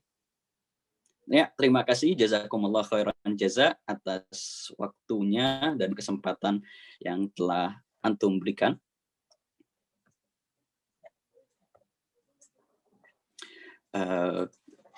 Saya kembalikan kepada Mas Dipta kalau misalnya seperti itu. Jazakumullah. Baik. Terima kasih Mufti atas sharing dari program-program Forkom. Insya Allah nanti ke depan nggak cuma program Mikail aja, nanti ke depan juga kita dukung program-program Forkom di kepengurusan tahun 2020 dan 2021. Baik, selanjutnya insya Allah langsung saja kepada Ustadz kita persilakan untuk mengisi doa yang akan disampaikan oleh Ustadz Dadan. Saya persilakan Ustadz. اللهم صل على سيدنا حبيبنا وشفيعنا ومولانا محمد عن سادتنا أصحاب رسول الله أجمعين آمين. الحمد لله رب العالمين حمدا يوفي نعمه ويكفي مزيدا. يا ربنا لك الحمد كما ينبغي لجلال وجهك وعظيم سلطانك. ربنا ظلمنا أنفسنا وإن لم تغفر لنا وترحمنا لنكونن من الخاسرين. اللهم اغفر لنا ذنوبنا ولوالدينا وارحمهما كما ربيانا صغارا. ربنا اغفر لنا ولإخواننا الذين سبقونا بالإيمان ولا تجعل في قلوبنا غلا للذين آمنوا ربنا إنك رؤوف رحيم. ربنا آتنا في الدنيا حسنة وفي الآخرة حسنة وقنا عذاب النار. سبحان ربك رب العزة عما يصفون والسلام على المرسلين والحمد لله رب العالمين. Assalamualaikum warahmatullahi wabarakatuh. Waalaikumsalam warahmatullahi wabarakatuh. Terima kasih Ustaz atas doa-doanya. Insya Allah saya mengumumkan sedikit kembali mengenai Door Prize Mikail. Teman-teman boleh lihat di chat Mikail beberapa syaratnya. Dan kemudian bagi teman-teman yang beruntung akan mendapat hadiah menarik dari sponsor. Nanti langsung dihubungin oleh sponsor. Jadi setelah acara ini pihak sponsor akan memberikan info lanjut kepada teman-teman yang beruntung mendapatkan Door Prize kali ini. Baik, sesi selanjutnya yaitu foto bersama. Insya Allah nanti saya screenshot di layar laptop saya. Insya Allah bagi teman-teman yang ingin menampakkan foto atau videonya boleh dinyalakan sekarang. Mungkin saya tunggu sebentar. Bagi teman-teman yang tidak ingin menyalakan videonya juga nggak masalah, karena insya Allah nanti kami akan post sebagai bentuk dokumentasi kami kepada teman-teman di Mikail. Baik. Insya Allah ini, wah Masya Allah ini yang datang banyak juga tadi sampai 40 peserta. Mungkin gara-gara udah masuk adzan maghrib sekarang menjadi 25 peserta. Jadi Insya Allah dua kali screenshot ya teman-teman. Karena tempatnya juga, wah Masya Allah ini banyak sekali. Kayaknya screenshot cukup ya. Karena ini 24 orang sekarang. Oh ya.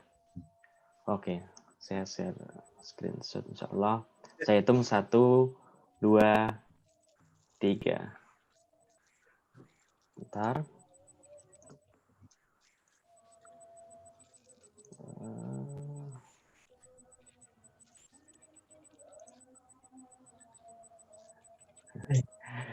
Oke. Saya ulangi lagi. 1, 2, 3. Baik. Udah. Jazakumullah khairan katsiran. Insyaallah kita sampai pada penghujung acara kali ini. Terima kasih kepada teman-teman semua. Terima kasih kepada Ustadz Dadan yang telah mengisi pada kajian kali ini. Langsung saya tutup kajian kali ini.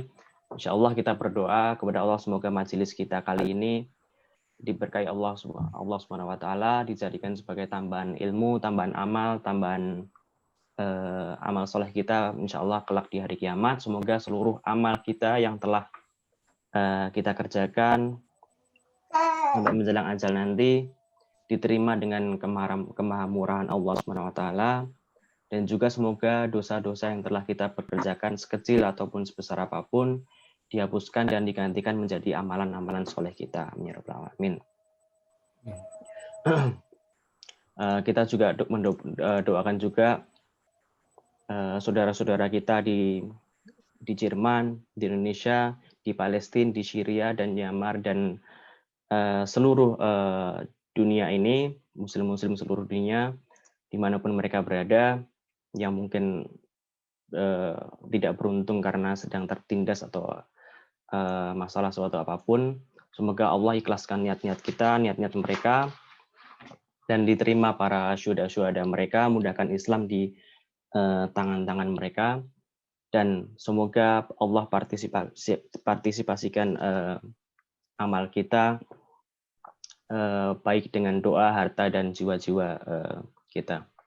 Insya Allah sekali lagi, kalau ada benarnya datangnya dari Allah Subhanahu wa taala, kalau ada salahnya datangnya dari saya, dan saya mohon maaf atas segala khilaf. Insya Allah saya undur diri. Saya sebagai moderator mohon maaf atas segala kesalahan dan terima kasih. Sampai berjumpa lagi di acara Mikail selanjutnya, insya Allah. Dan ya kita tutup acara kali ini dengan alhamdulillahirabbil alamin. Istighfar, astaghfirullahaladzim, astaghfirullah.